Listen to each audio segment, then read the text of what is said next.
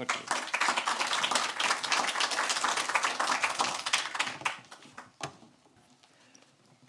Já, ágæti fundarstjóri, kæri Friðrik og kæru gestir. Ég vil auðvitað byrja á því að þakka Norðurslóðaneti Íslands, Háskólanum á Akureyri, stofnun Vilhjálms Stefánssonar og auðvitað Varbergi fyrir að efna til þessa mikilvæga fundar. Þetta málefni sem við þurfum að passa okkur sjálf á að hafa í brennidepli og reyna að tengja saman einmitt skoðanir, reynslu og innsýn fólks bæði úr fræðasamfélaginu sem annars staðar.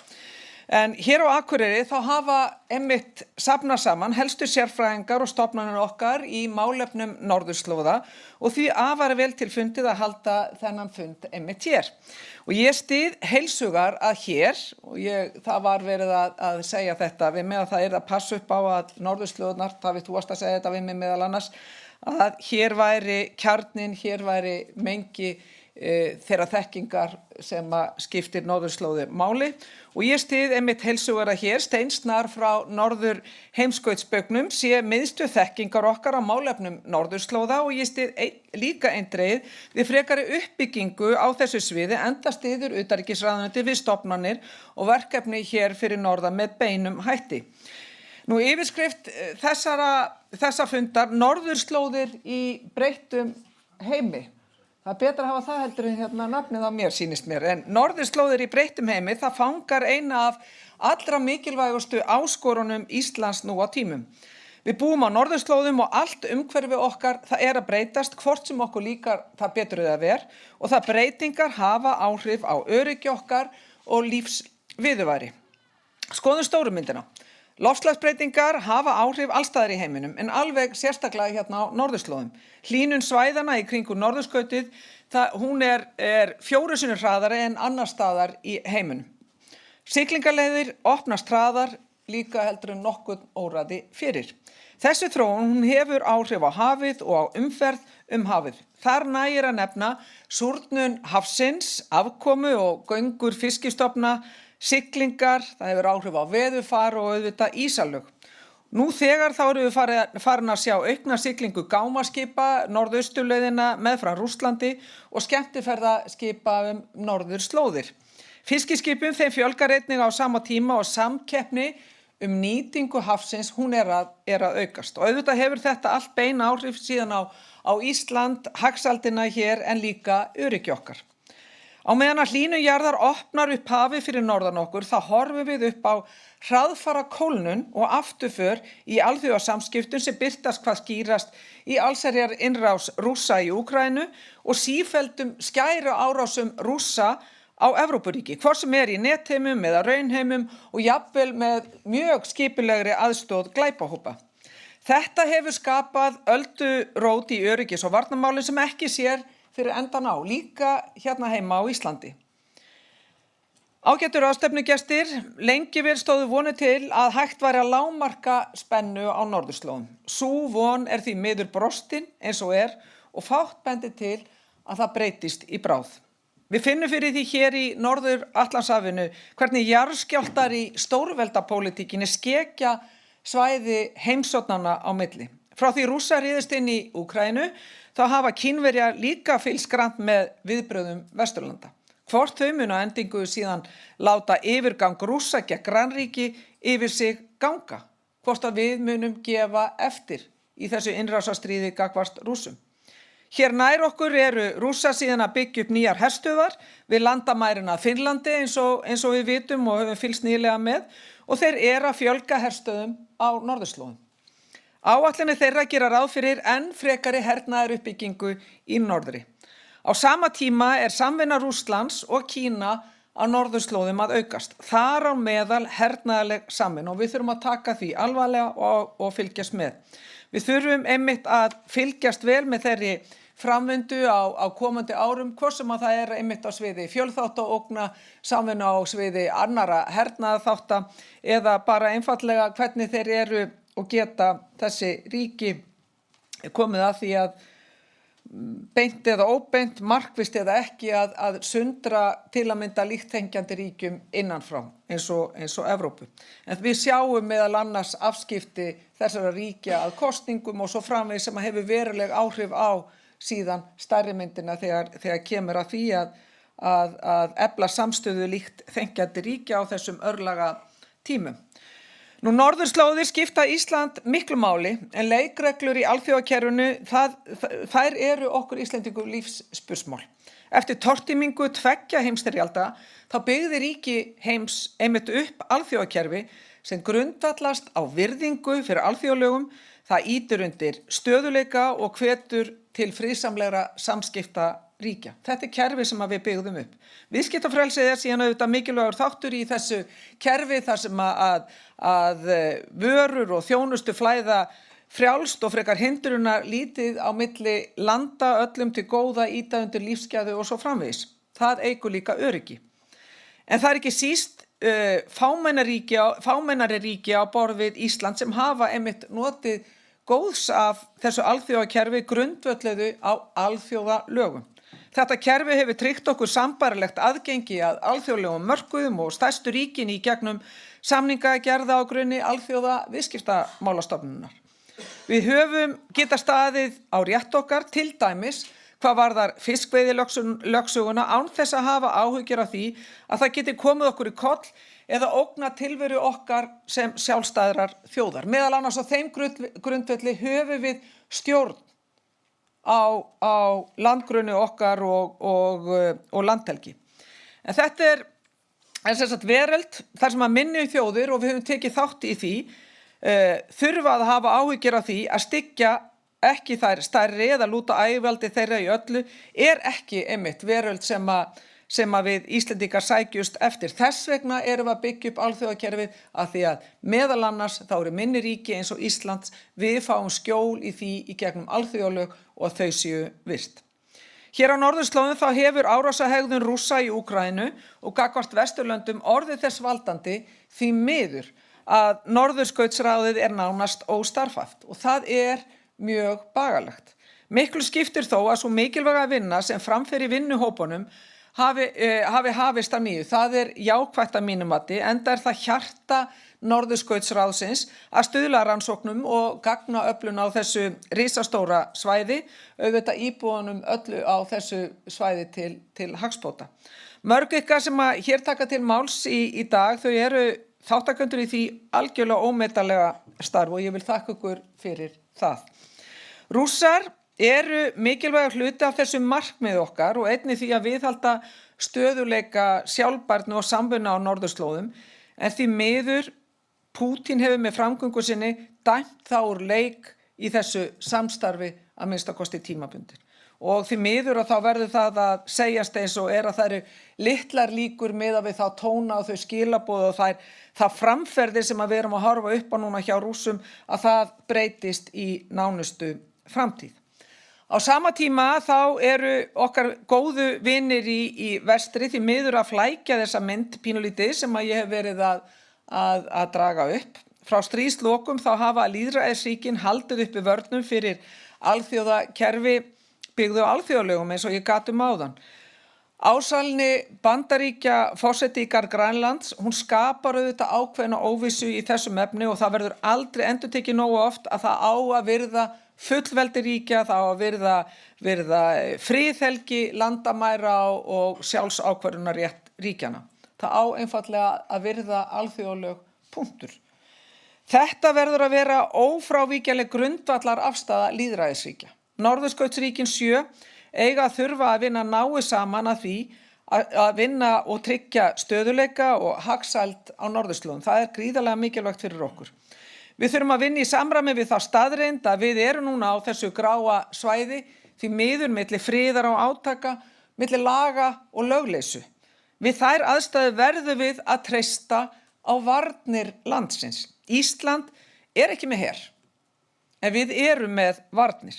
Við treystum varnir okkar með aðildinni að Atlantshafsbandalaginu, með varnarsamningnum við Bandaríki frá 1951 og með síauknu samstarfi við vina- og bandalagsríki ríki okkar á Norðurlöndum og í öðrum löndum í kringum okkur, ekki síst á norðurslóðum.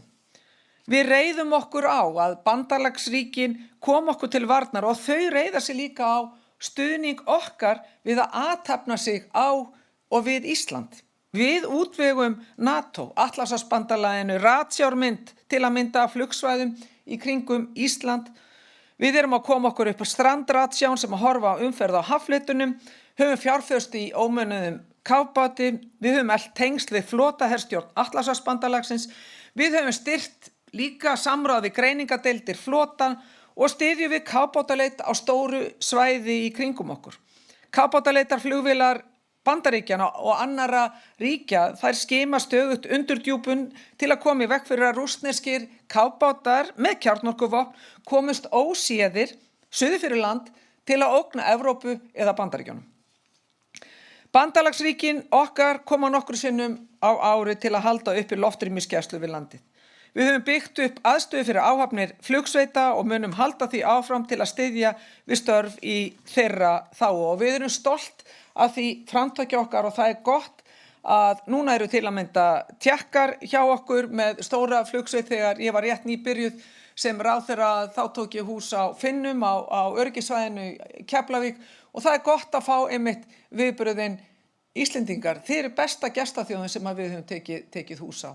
Það fagmennska í hvívetna og það líka gott að draga það fram að við í utanríkisráðuneytinu við höfum gert samning við Landhelgisgæsluna að sjá hluta af vörnunum og það felst meðal annars í því að sjá öryggissvæðið á Keflavík og það hefur Landhelgisgæslan sinnt með miklum sóma. Ríkisstjórnin og ég reynda mínum að þetta Alþingi allt það gerir sig grein fyrir þessum breytingum og mikilvægi þess að við lögum okkur að nýjum aðstæðum. Það krefjast þess að við gerum meira til að tryggja eigið öryggi til skemmri en líka til lengri tíma. Þess vegna voru öryggis- og varnarmálin sem að við stelpurnar ræddum í stjórnarmyndunar viðræðunum sett á oddinn strax þá og ákveðið að það yrði lögð fram skýr varnarmála stefna.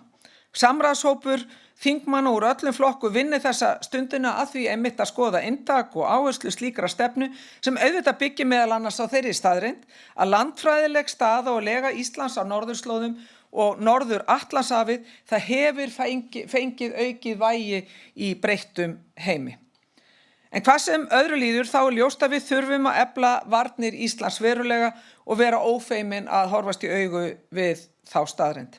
Það sama niðurstaða einmitt og öll önnur ríki í kringum okkur hafa komið stað. Vegna herleysis okkar þá munum við að einhverju leyti gera þetta með öðrum hætti en aðrar þjóðir.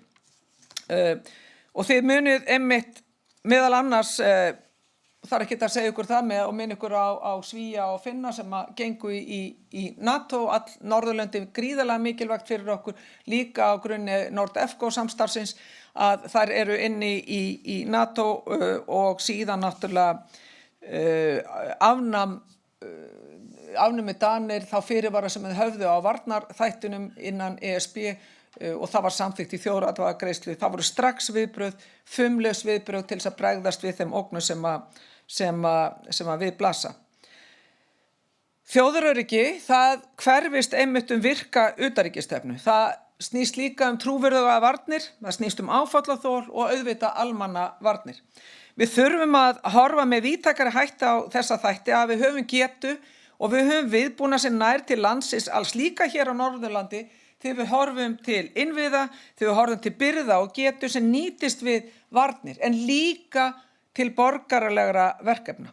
Má í því sambandi líka nefna að ég vil gjarna sjá viðbragðsgetu Landhelgisgæslunnar styrkta enn frekar með tilliti til allra landsmanna hvar á landi sem að þeir eru staddir, bara svo dæmi séu tekin. En kæru gestir, við viljum auðvitað að friður og stöðuleiki ríki á norðurslóðum. Eins og nú háttar til og mun gera til langrar framtíðar, þá verður friðurinn helst tryggður með öflugum fælingamætti sem kemur í veg fyrir átök. Með öflugum fælingamætti sem kemur í veg fyrir átök. Við munum áfram róa því öllum árum að treysta í sessi alþjóðalög og reglur. Það varðar okkar ítrustu þjóðarhagsmuni og ég segi þetta aldrei og of oft, það varðar okkar ítrustu þjóðarhagsmuni eins og ég gat áðan, þar á meðal yfirráðin yfir landhelginni okkar sem við börnumst svo ötullega fyrir. Og þegar við styðjum við Úkraínumenn í þeirri varnarbaráttu gegn innrásarher Rússa, þá erum við jafnframt að styðja gildi alþjóðalaga í samskiptum ríkja. Við gerum það sama þegar við mótmælum grófu framfæri Ísraela gagnvart fólkinu á Gaza. Og við hvetjum líka bandamenn okkar til að vinna staðfastlega að almennri virðingu fyrir hinu alþjóðlega regluverki. Það í þágu þjóðarhagsmuna og það óendanlega mikilvægt að við tökum ekki augun af þeim bolta. Það má ekki missa einmitt sjónar af áskorunum og ógnum sem snúa að umhverfinu, ekki síst hafinu, sameign þjóðarinnar sem uppspretta hagsældar og hugvits. Hraðfara loftslagsbreytingar, eyðing líffræðilegs fjölbreytileika, taumlaus sókn í náttúruauðlindir eru málefni sem að verða áfram kjarnamál fyrir okkar öryggi og afkomu Íslendinga til skemmri og lengri tíma. Og við megum ekki vanmeta þetta, við megum ekki að því við teljum að það allt núna umhverfast varnir eðlilega, ég ætla ekki að draga undan því, við þurfum að tryggja okkur vegna þessa árásarins Rússa, við þurfum að efla okkur sem bandamenn innan NATO, en þá megum við ekki vanmeta þau áhrif sem að hraðfara loftslagsbreytingar hafa, ekki bara á náttúruna og ekki bara á lífríkið, heldur hvaða afleiðingar það getur leitt af sér fyrir fólk, fyrir þjóðir heims, hvaða afleiðingar það getur haft í för með sér eins og óöryggi, sundrungu, ringulreið og óreiðu innan samfélaga. Og það leiðir síðan af sér stríð. Þannig að þetta hangir allt saman og þetta megum við ekki vanrækja. Ég hef, kæru fundargestir, núna farið yfir alvarlegar áskorunir sem við stöndum frammi fyrir og hvernig við erum staðráðin í að mæta þeim. Góðu fréttirnar eru þær að við eigum trausta bandamenn sem vinna með okkur og leggja nú miklu meiri áherslu á norðurslóðir en áður og þar á hverjum fundinum á fætur öðru sem að ég sit sem utanríkisráðherra eða sem varnarmálaráðherra. Ég get líka nefnt þróunarsamvinnuráðherra að þá það nákvæmlega þetta að við finnum það hvað samstaða líkt þenkjandi þjóða skiptir máli á þessum tíma og að þau að leggja okkur lið með því að setja meiri áherslu á norðurslóðir og meiri fókus á norðurslóðir heldur en áður. Það hefur líka orðið vitundavakning á Íslandi í varnar- og öryggismálum að undanförnu. Ég fagna því og mér finnst ég finna að við höfum þjóðina með okkur í þessum áherslum. Áskorunir, þær hvetja okkur auðvitað til dáða, það eru miklar áskorunir sem eru framundan og þær hvetja okkur til enn meiri dáða. Og ég auðvitað sannfærður það að umræðan hér núna á Akureyri í dag, hún muni reynast mikið og gott veganesti fyrir þá vinnu, fyrir þá mikilvægu vinnu sem að framundan hjá okkur öllum. Takk fyrir og gangi ykkur vel hér í dag.